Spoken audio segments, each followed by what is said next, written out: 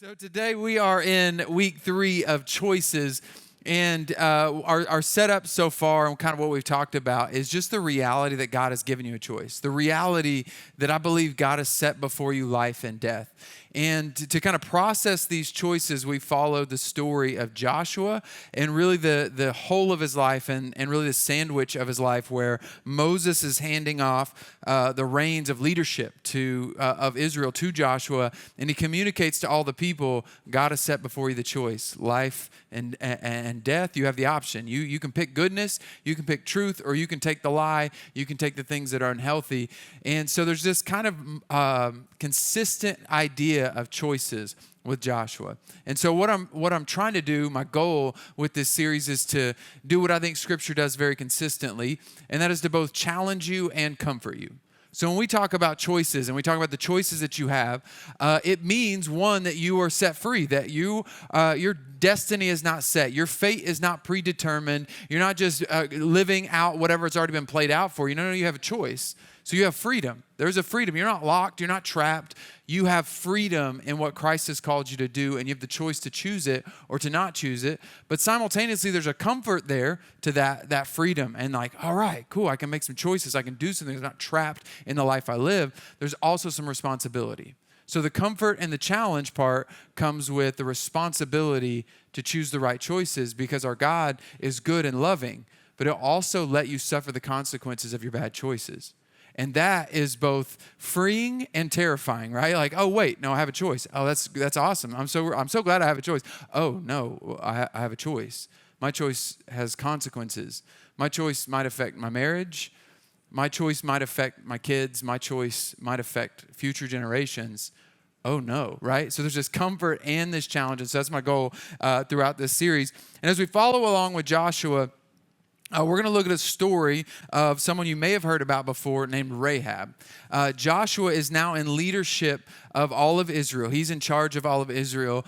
And in this process, what's taking place with Israel is they are on one side of the Jordan River. They're on the side that they're not supposed to stay on. They're on the side of the Jordan River where they know the other side of the Jordan River is the promised land. There's an exact location that they believe God has promised them, that God has spoken to the people of Israel, that this is your land that I promised you. This is what you're supposed to have, and they still haven't entered it. They had to spend another 40 years after Joshua was a spy, and now Joshua is a leader, and he sends 2 spies over to check out the very first city, one of the most fortified cities they have, named Jericho. He sends 2 spies over. Now, if you remember last week, the beginning of Joshua's story is that Joshua is a spy. Joshua is one of 12 spies, and those 12 spies come back and they communicate to the nation of Israel like, hey, this is what's going on. 2 of them, Joshua and Caleb, are like, no, God's promises are true. Let's trust Him. And 10 of them are like, nope, we can't take it. We're terrified. They're like giants. We're like grasshoppers. This whole terrifying process. And I think Joshua may have learned from that, because Joshua doesn't send 12 spies. Joshua sends 2 spies. And Joshua doesn't let them speak to the nation of Israel. Joshua sends them as spies. It's like, hey, you talk to me.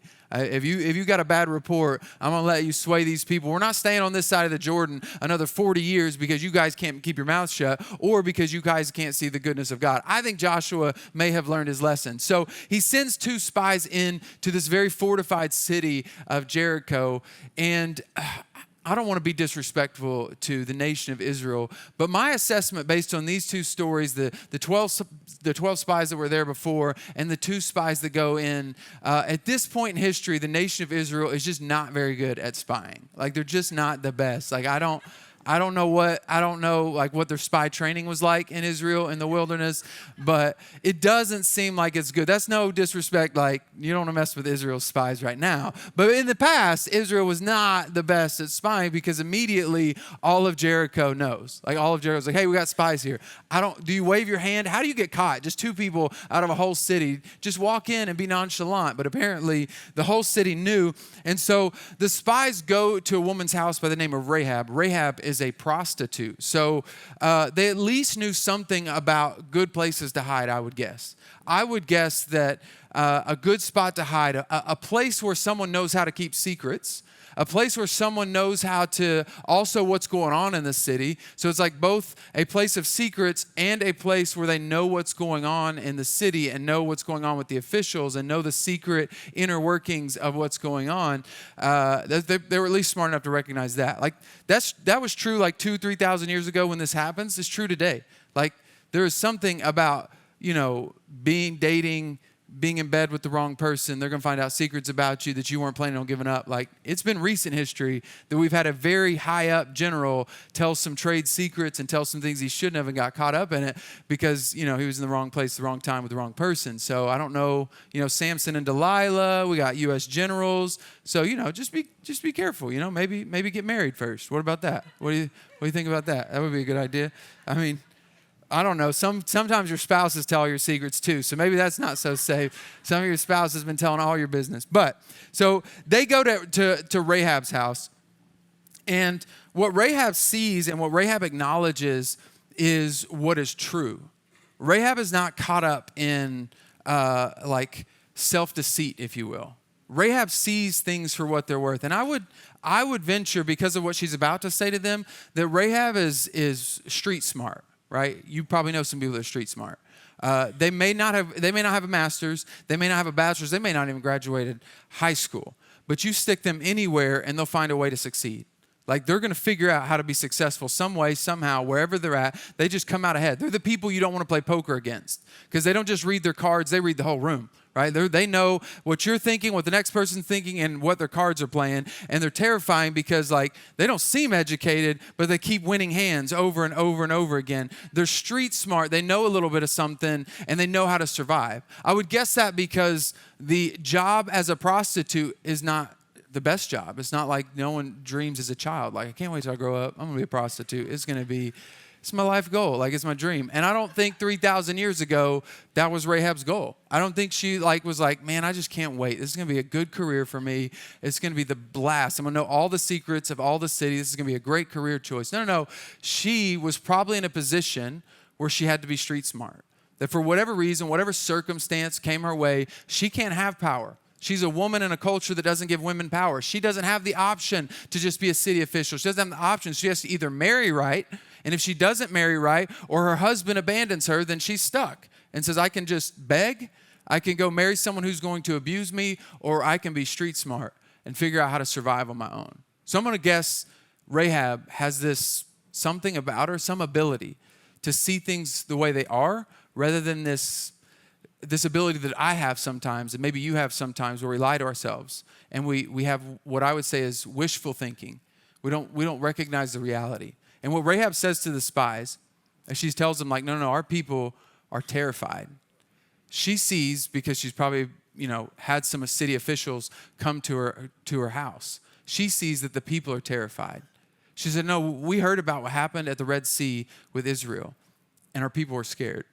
No, we know what happened whenever you crossed over in the first two kings you came to, and how God was with you and you utterly destroyed them.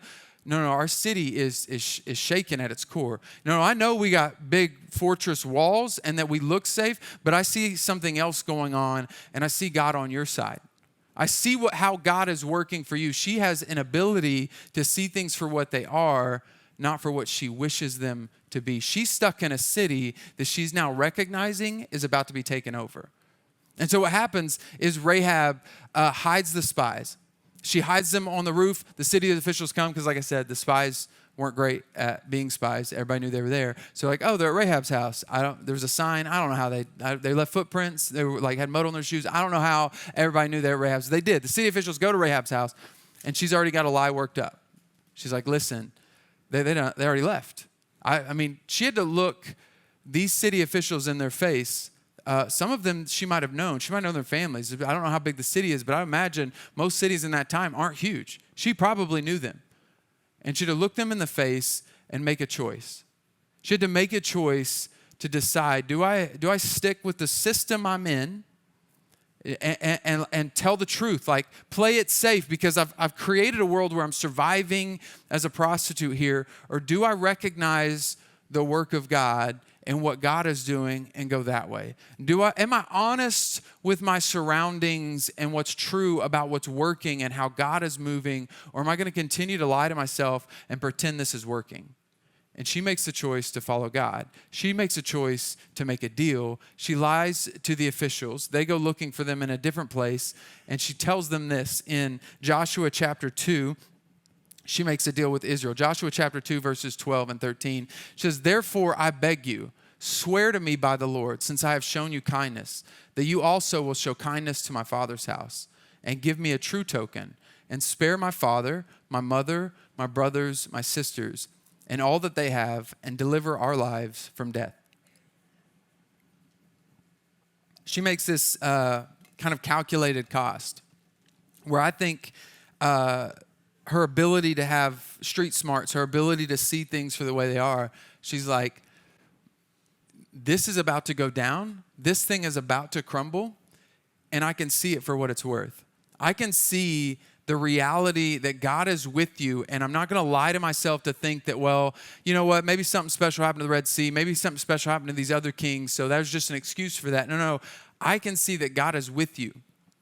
I can see that God is with you. So these fortress walls that I feel so safe behind aren't going to hold up under the power that you've wielded so far. So now I will abandon all of my old life as long as you make a deal with me. Protect me and my family.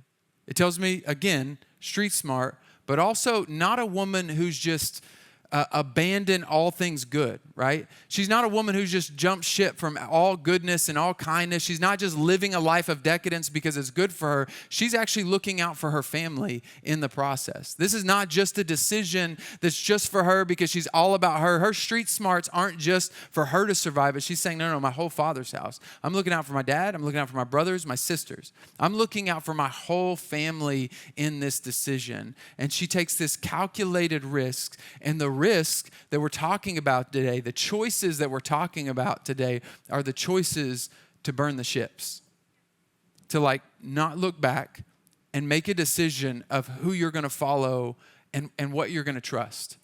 Am I going to trust the safety and security of what I've known, the safety and security of the city I've grown up in, the safety and the security of my current profession, or am I going to recognize and look how God's moving and burn my old way of life? Because she looked him in the face and lied to them, and she had to know there were risks.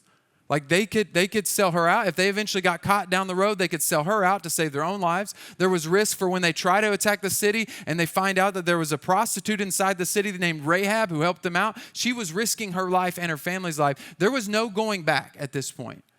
She had to burn the ships. Now, this is an old term, burn the ships, and it comes from kind of an urban legend. I can't verify how true it is or how untrue it is, but there was a conquistador that came over in 1519 named Cortez. And Cortez, burned some ships. And I'm not giving any sort of moral implications to what Cortez did. That I actually think you can learn really good lessons from the most evil of people. So his morality and how he treated native people and how he handled his life is a whole different set of questions that we're not getting into. But the method by which he chose to do it is a whole nother set of questions. The method question where when he showed up with his crew, it says he had around 500 men. He showed up with his crew, and he recognized that the road ahead might be difficult. And all of his people might have this kind of teetering decision on how to handle the road ahead because they might also want to get on the ships and go back, right? And there's those moments you might recognize in your life where it's like, man, but I also got this backup plan. I could go forward, but I got plan B, so you don't go all the way into the plan A because you know that you've got plan B, or you're thinking and leaning on plan B. So what Cortez does is he sets fire to all of his ships. Now, I don't know how he didn't have a mutiny. I would be livid if I was one of his crew. I'm sorry, what? I came with you. Oh, that's not cool. We were going to take it and then take it back. I didn't know we were playing here, but his idea, his concept was, listen, I need you to fight like it's your only option. I need you to fight in this land, in this place. I need us to do what we're supposed to do in this location with everything we've got, and we can't have a plan B. And there are some choices in life, there are some decisions that we're called to make where you don't need to lean on the ships to get you back to your old ways. You don't need to even have the ships available to get you back to your old lifestyle. You don't even need to have options to go back the way that you came. Sometimes you got to burn the ships. Sometimes you got to burn some bridges because you can't go back over that river. You can't go back to the way you came. It's not going to work anymore because you looked and you've seen the reality and recognized, no, God is moving there. I'm not going back. And today, what I'm challenging you, the choice to make is to maybe choose to burn some ships. To maybe take a look at your life and to see if there's some decisions in your life that you've been halfway in, right? You've been halfway in on the call of God on your life because maybe it's not so bad on the other side. Maybe the other side of the river wasn't that bad. You've been halfway in on what God is challenging you to do and the boldness that he's called you to have because, I'm kind of comfortable. It's not that bad. I'm kind of surviving. It's kind of okay. And I would bet there's a few things in your life that God is saying, no, you are not fully following me because you trust the ships that are behind you. You trust the bridge that is behind you, and I've called you to not go backwards. Now, for Rahab, it might seem a little bit easy because for Rahab, she's not like a high city official. She's not in the best position inside of Jericho. So for Rahab, maybe it's a little bit easier. Maybe it's a little bit easier to be like, I didn't dream as a child to become a prostitute. So what am I sacrificing? I'm not sacrificing my dream. I'm not sacrificing lifelong things. And for some of you, you recognize the ships you need to burn, and I hope that it's easier for you. Like I hope that it should be easier for you because you know going back is death. You know going back is into a career that you hated and you did not want to wake up in the morning to show up to work and you're just working for the weekend and you were not following the call of God. You were not fulfilled ever. You couldn't change your perspective. You just knew you weren't where God had called you to be. And some of those decisions should be a little bit easier, right? Like delete the drug dealer's number. It sounds like a simple, like don't even have access. But we were kind of friends. Like we kind of kicked it. But except for I only called them whenever I need some pills. Like I only called them whenever I needed a little extra. Like we only hung out when there were drugs involved. Maybe burn that ship. Maybe that's not a ship you even need to have in your phone. Maybe it's not even an option you need to look back on. Maybe it never gets so bad that you need to go back there. Maybe there's some phone numbers of some relationships you've had that were really unhealthy. Some extramarital relationships, and you need to delete some numbers. You need to delete some contacts. You need to unfriend, start to block, take some things off of Instagram, do whatever you do on Snapchat, do whatever you do on TikTok. Get rid of all of those other things and say, no, I'm burning that ship. I don't need to make an excuse. I don't need to call the ship and be like, hey, I'm burning you to the ground because I can't talk to you because I made a new decision. No. Blocked, deleted. I don't have the option to go back. You can't talk me out of it. I can't be talked out of it because I realize there has never been a point in my life when it's going to be worth it to go back there. Burn the ship. It should be easy enough to just say, I can't.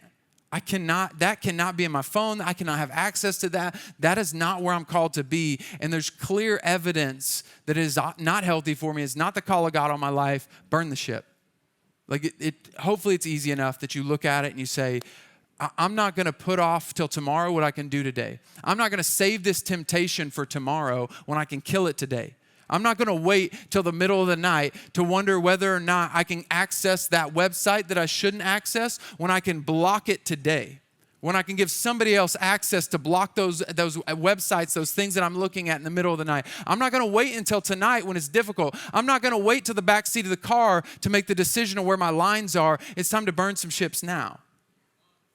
And for some of us, it's not as easy. For some of us, the ships aren't so clear. For some of us, your back there doesn't look so bad comparatively. For some of us, it's not Rahab. We're actually doing okay. We actually look good to the world around us. We have the career that we wanted to have, and we wake up and we like the job that we get to go to. For some of us, the ship may not be so clear, and I would still argue there may be some of us that still need to burn some ships. Maybe even more so because it's so tempting and so easy to go back because it wasn't that bad. It's so easy and so tempting to go back because it really wasn't that bad. Like for the city officials that weren't Rahab, they weren't prostitutes, they didn't have the difficult job, they were actually pretty high up. It might be a little bit more difficult of a decision because you hope the fortress walls can hold. You hope that your position can hold because you have a high status in your community. And if you choose the way of God, it might cost you your status. It might cost you more than you ever imagined. The thing that you thought that you really wanted in your life, your career, your dream, your plan, all of those things to follow God, it might actually cost you those things. And those boats might be a little bit more difficult to burn because when you don't have anything to go back to, it's like, yeah, I should burn that. But when you have a little bit of power, when you have a little bit of authority, it makes it a little bit more complicated. That's why I think Jesus talks about that it's easier for a camel to go through the eye of a needle than it is for a rich man to enter heaven. Jesus makes that statement. And that statement, I think, is true because the rich man has so many options, so many ships he can go back to that comfort him. It's really hard to go forward in the kingdom. And so today I'm challenging you, if you find yourself with some positions, you find yourself with some power, to maybe make some hard choices. Like, which way am I going to go? Which way am I? Like, I'm actually okay. I'm doing okay, but you know God has called more from you. You know that God has more from you. You know you're settling, but you're settling into a place that isn't all that bad. I actually think Satan will bless you enough to keep you stagnant. I believe Satan's good at that. Like he'll either keep you busy or too blessed to do any of the things that God has called you to do. You'll have enough finances, you'll have enough opportunity to stay away from church every weekend, you have enough opportunity to stay away from the call of God in your life. You'll stay busy enough that you'll never notice that the direction you're going is not who you want to be or where you want to be. And Jesus tells us like pretty clearly in Matthew, he tells us that like there's a direction you're going to go, and you're going to think that you're gaining everything, and you're going to think you're gaining all this stuff. And what he's saying is, no, you're going to lose everything thinking you gained something. Here's what he says in Matthew chapter 16, verses 25 and 26. For whoever desires to save his life will lose it, but whoever loses his life for my sake will find it. For what profit is it to a man if he gains the whole world and loses his own soul? Or what will a man give in exchange for his soul?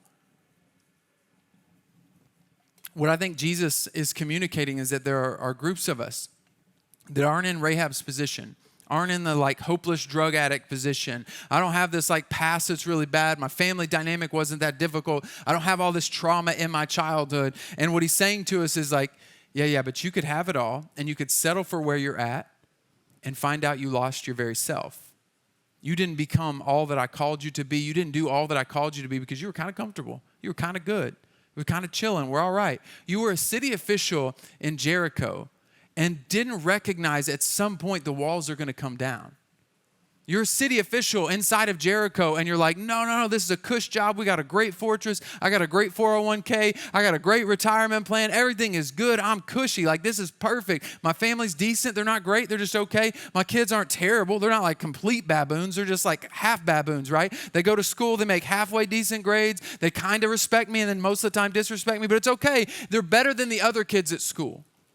They're not as bad as some kids I know. And you find yourself in a place where you're like, I've gained the world and I've lost all that God has called me to. I've lost my very soul. I've lost my very purpose. I've lost all that God has for me. There's a danger in being in a position where you're good enough that you don't need God. There's a danger in thinking you're safe without God and that you don't need him. There's this moment that's going to come, whether you like it or not, where your walls are going to crumble down. Like, spoiler alert, we're going to get into this, but Jericho's walls come crumbling down. And the city officials lost everything. The people of high status lost everything. The walls come crumbling down. And for some of us, like, I'm going to be good. I'm good. No. You might be good. And then you find out on your deathbed you lost your soul. You weren't good. You were. There's like this term of like cognitive dissonance where you don't acknowledge what's true. You have two different beliefs going simultaneously at the same time, and you never realize that they're conflicting. Like, no, I'm good. I'm doing everything that I want to do. But you never realize that you're not going the direction you want to go. You're not becoming the person you're called to be. And at some point, those two realities collide when you're on your deathbed and you can't change it. That's devastating. You've lost your soul in the process of lying to yourself and being comfortable with the emotions that told you were good and you were safe and the walls are fine. The walls are going to hold. I don't even care about the Red Sea. These walls we built and they're perfect. This 401k will last me forever. Yeah, but you lost your family. Yeah, you got a good retirement. But your family doesn't love Jesus. How's that going for you? There's this moment where we recognize like the direction I'm going is not working and I need to make a change. And there's a season where you have something I would call plausible deniability. I think it's a legal term, but plausible deniability is like a season in this context where you really don't know what you don't know. Like I legitimately didn't know there was a better way. So for Rahab, she had all of this period in her life where she just didn't know. She didn't know what she didn't know. She didn't know that there was an option to help the spies out and join the people of God. She didn't know there was an option to follow God's way. There was a season where she was doing the best she could do with the things that she had in her hands. And at that moment, she was surviving as a prostitute. And then she lost plausible deniability because she met the people of God. And then she found out there was another way. And for many of us, we are starting to lose that. I'm sorry you came to church because you're losing plausible deniability in your life. You're like, oh, I wish I wouldn't have heard this. I had deniability. And we're losing that. The more we understand, like the more we know, the more we're responsible to do, the more we understand the power of God, the anointing of God, the call of God, the more we're responsible to go to it. And for Rahab, she had a season where she was doing the best she had with what she had. And then there was a moment where she found out a better way. And then she was responsible to make the right choice. See, there may be a season in your life where he's like, no, I just thought I was doing the best I could. And then you heard God speak in a moment of worship and a message, and you found out, oh no, God's doing something different. How it works out in the church world is there's a season in the church world where almost every denomination that's big has started out on fire and it's started out reaching people. If you go throughout church history, you're going to see all the churches around town that are big and come from historical denominations. You're going to look back on their history and be like, wow, they were doing some stuff. That was amazing. People were being reached. There's all of these stories of the power of God, the move of God in almost every single denomination that was successful and is still around. And then there becomes this moment where it stops working. There comes this moment where you're just not reaching people anymore. There comes a moment where people who don't know Jesus walk through the doors and they don't understand the songs you're singing. You start using words like propitiation and people are like, what? The what? Are you cussing at me? What does that even mean? Like, I don't understand. What are you saying? Like we start using language that doesn't make any sense to people, and we start speaking other languages. We have Christianese. I don't know if you've ever heard it. You've ever been to a church where we speak it? It's very like you got to be in to be in. The blood of the lamb, amen. I don't know why we're talking about blood. That is a lamb. What does a lamb have to do anything? I didn't grow up in church, so I don't know that, right? We start speaking different language and not explaining it when people come in. And there's a moment where in the church world, each denomination has a period of history where it stopped working. And for a season, it was like, you know what, that used to work. Why is it not working? Let's just keep trying. Let's get better. Let's get better. And then there's a moment where they look at it and we look at it as a church and we go, that doesn't work. That's not working. We're not seeing anybody new come to love Jesus. Nobody's being discipled. Matter of fact, our kids and our grandkids don't even want to be at our churches. Matter of fact, our kids are falling away from following Jesus. And there's a moment where you stop having plausible deniability as church leadership and you start to recognize the method no longer works. It's time to burn some ships. The issue is, just like the Pharisees, it means we, the church leaders, have to lose power in that process. We have to submit to a different way, a way that we're not comfortable with, a way that we don't understand anymore, a way that we don't understand. So there's a moment where we have to make it a choice to lose power that like, yeah, I like that hymn, but the person who needs to know Jesus right now doesn't. So we'll change the style. No, I like those words and that language that I speak that's Christianese makes sense to me and drives emotion for me, but it's really confusing to other people. I might as well be speaking Chinese to them because they don't understand what I'm saying. So just because it's exciting for me doesn't mean it reaches them. And we have a moment in church leadership where we have to decide, like, oh, if this isn't working, we should go God's way. We should let the walls fall down and figure out a new way to reach people, love people, help people. And there's a moment for you in your life that's the same, where you have all this opportunity, all this maybe power and authority. You've grown up in a system that you like, and you have a moment where you decide, oh, it might work for me, but it's not working for other people around me. This system might work for me, it might benefit me, it might help me, but I need to burn some ships, not just for me, but for the people around me. Like, I need to burn some ships because I realize it's not working for any of us. It's not working for my kids, for my grandkids. It might work for me, but I'm lying to myself because it's eventually going to crumble as well. So what are your ships?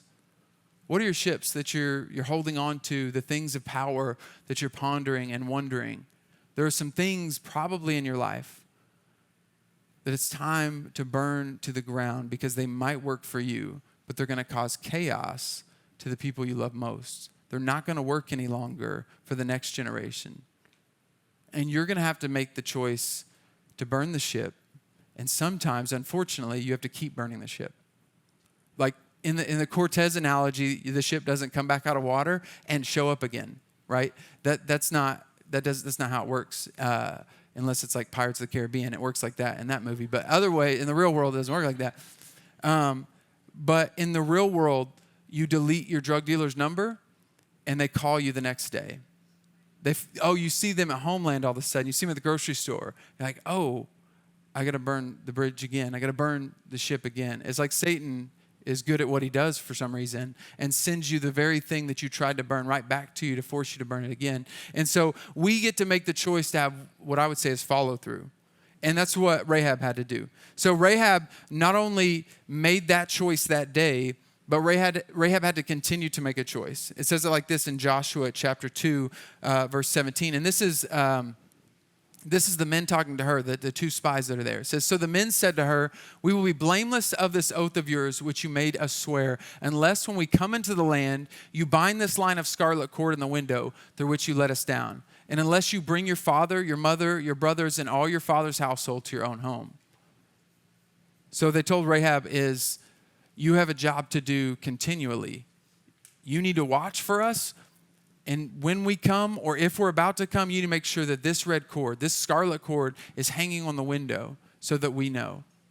And for all of us, we have a responsibility to follow through with the thing that God has called us to do and the direction God has called us to do. See, following Jesus isn't just a one-day choice. He's a daily choice.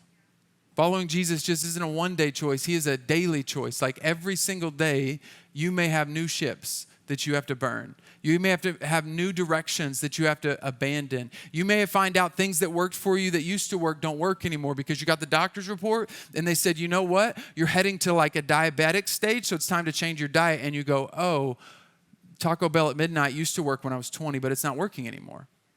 And you're like, well, that's not no big deal, Jared. Like, I'm just a little bit unhealthy. That ain't no big deal. That's fine until you're in your 50s and you want to walk your daughter down the aisle, but you're not able to because either you're not there or you're at your deathbed. So you make a decision whether you want to fulfill the call of God on your life by burning every ship you possibly can because it's a daily choice, or you make the decision to take the easy road like the city officials because it's kind of working, and we lie to ourselves and we tell ourselves it's going to work and it's all going to work out, and I got faith in God. Oh, we're good at that one too. I got faith in God. God's just going to heal me. I don't have to take care of myself. I don't have to do this. God will just heal me. No, God gave you wisdom as well. And he's telling you today to burn some ships. To say, no, I'm not going back. There may be small choices every single day where you're like, can't do that. Like, we don't even buy Hostess at my house anymore because I know what the doctor told me. We don't go on that side of town anymore because I know the temptation I have. There are certain stores I can't go to because I know what type of alcohol they sell and I know how tempted I'll be. There are certain devices on my phone, certain apps, certain links, certain data plans that I have on my phone that I'm not allowed to have anymore. There are certain ships that have to be burned, and they may need to get burned over and over again every single day because the choices you make today is going to matter. And what I want to touch on next week is the power of your choices for generations to come. Because my life is a reflection of somebody else that burned some ships. That the next generation didn't have a ship to go back to. And what's funny is I saw like almost both ways. Both ships get burned. So my grandfather was a pastor, and he was successful as much as you define pastoring being successful, because you could measure it in 1,000 different ways. Built churches, did amazing things, respected by a lot of people. But those weren't that wasn't the thing that helped ensure my faith. Like, that was cool. I'm glad that that's part of my heritage, and I love that. But that wasn't what really established my faith. One of the most important moments in my life that established my faith and helped me understand the authenticity of his faith was not a sermon. It wasn't how powerful he was or how he dressed or what church he built. It was a drive to Sallisaw. And we just got to talk. And he told me about his childhood and the trauma that he had in his childhood and who he should have been if it wasn't for Jesus. And the mindset that he did have, and how he felt about himself and what he thought other people felt about him, and how he didn't use this phrase, but how he burned the ships of his past and what he could have been or should have been because he trusted Jesus with the call of God on his life when he felt like he wasn't qualified. When he couldn't graduate the 8th grade, he felt like God was calling him. He trusted God over what the education system told him he was able to do. He burned some ships of his mindset so that my generation doesn't have to deal with what he dealt with. We're not going back to that. Like, he had dirt floors. I was having a conversation with my grandmother this week. She's like, we don't know how to be poor in America anymore because we literally had dirt floors. We literally had nothing in our cupboard. We did not have any help from anybody else around us. We were broke, and right now we don't understand poverty, and that's what my grandfather grew up in. Dirt floors, not able to finish his education, and still chose to follow the call of God and be respectable and to be successful. And he burned a ship that way. And then later in life, when he was successful, owned rent houses, did things on the side while he was pastoring, he had the opportunity to just go full force and to be successful by monetary standards. And he burned a bunch of ships that way too. Like, sacrificed time to pastor a church, to start a church, paid money to be able to pastor and lead a church. And I saw him burn ships on both sides of the aisle. The ships of his past, the ships of his poverty, and the ships of his success. The ships of the comfort, the ships of what this life would offer him. I got to see both ships being burned. And I wear a ring that I don't actually think it looks good on me, in case you're wondering, like, that ring is hideous on you. It doesn't match your skin tone. I agree with you if you've thought that before. But it was my grandfather's ring. He was much darker complected than I. And it looked good on him. It was his wedding ring. And I wear this every Sunday, every time I have a funeral, every time I have a wedding, and every Sunday I wear this because it reminds me of the ships that were burned. It reminds me of the heritage that has gone before me. It reminds me that there is something more to do, because if that man can do what he did, then he set up a heritage for me to do what I'm called to do. And for Rahab, her heritage is different. And your heritage is going to be different because there are ships that are called to be burned. Rahab, just a regular prostitute from Jericho. Can you name anybody else from Jericho? Probably not. I've looked. I can't name a single person. Even in historical documents, I don't know a single city official's name. I don't know anybody, but you know Rahab's name.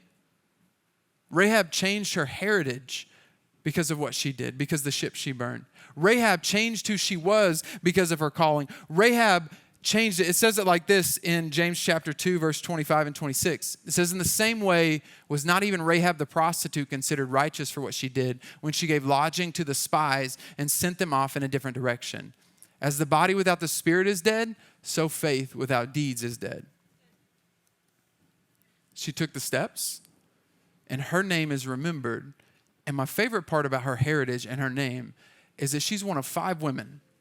5 women. There's a whole long list of names that we always skip over. In Matthew 1, if you go look at the bloodline, in Matthew 1, there's a bunch of names, and you probably skim it because there are a lot of complicated names. You're like, oh, David, I recognize that name. I can pronounce that one. That's Jesse. That makes sense. Oh, I know how to pronounce that one. That's exciting. And then you move on to Matthew chapter 2. And that's the bloodline of Jesus. And if you look through, there are 5 women that are listed. And one of those women happened to be Rahab, the prostitute, the one who didn't have the right parents, the one who shouldn't be listed in the heritage of Jesus Christ our Savior, the one who shouldn't be listed in the names of Israel. They just list men. Why would they list a woman? Because she was able to burn some ships. And today I challenge you to burn some ships, not just for you, but because what you do today will affect your tomorrow and your family's tomorrow. Let's pray. Thanks for joining us for today's message. And our prayer is that God used that message to get exactly what He needed for you today. If you're still joining us, you may be looking for a way to join the community. We'd love for you to comment, share, send us a message. Help us connect with you because we want you to feel like you're a part of the family here at The Brick. If you're looking for a way to give back, you can text the word BRICK to 45888. That's the word BRICK to 45888. The first time you do that, it's going to connect you to a credit card, debit card, or bank account. We just want to say thank you for being a part of leading people to become fully devoted followers of Christ.